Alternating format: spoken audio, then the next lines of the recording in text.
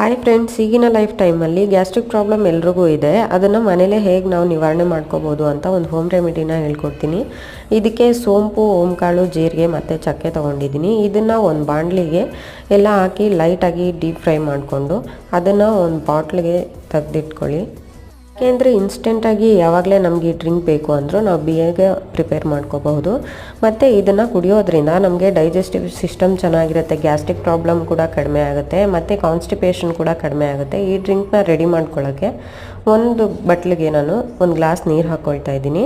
ಈ ಫ್ರೈ ಮಾಡ್ಕೊಂಡಿರೋ ಸ್ಪೈಸಸ್ನ ನಾನು 1.5 ಸ್ಪೂನ್ ಹಾಕ್ಕೊಂಡು ಅದನ್ನು ಚೆನ್ನಾಗಿ ಕುದಿಸ್ಕೊಳ್ತಾ ಇದ್ದೀನಿ. ಚೆನ್ನಾಗಿ ಕುದಿಸ್ಕೊಂಡಾದಮೇಲೆ ಅದನ್ನು ಒಂದು ಗ್ಲಾಸ್ಗೆ ಟ್ರಾನ್ಸ್ಫರ್ ಮಾಡಿಕೊಂಡು ಅರ್ಧ ನಿಂಬೆಹಣ್ಣು ಹಾಕ್ಕೊಂಡು ಒಂದು ಸ್ವಲ್ಪ ಸಾಲ್ಟ್ ಹಾಕ್ಕೊಳ್ತಾ ಇದ್ದೀನಿ. ನೀವು ಬೇಕು ಅಂದರೆ ಸಾಲ್ಟ್ ಹಾಕ್ಕೊಳ್ಳಿ, ಇಲ್ಲಾಂದರೆ ಸ್ಕಿಪ್ ಮಾಡಿ. ಈ ಡ್ರಿಂಕನ್ನು ಡೈಲಿ ಕುಡಿಯೋದ್ರಿಂದ ನಮ್ಗೆ ಎಷ್ಟೇ ಗ್ಯಾಸ್ಟ್ರಿಕ್ ಪ್ರಾಬ್ಲಮ್ ಇದ್ದರೂ ಬೇಗನೆ ಕಡಿಮೆ ಆಗಿಬಿಡುತ್ತೆ. ಡೈಲಿ ಇದನ್ನು ಕುಡಿತಾ ಬನ್ನಿ. ವಿಡಿಯೋ ಇಷ್ಟ ಆಗಿದ್ರೆ ಒಂದು ಲೈಕ್ ಮಾಡಿ.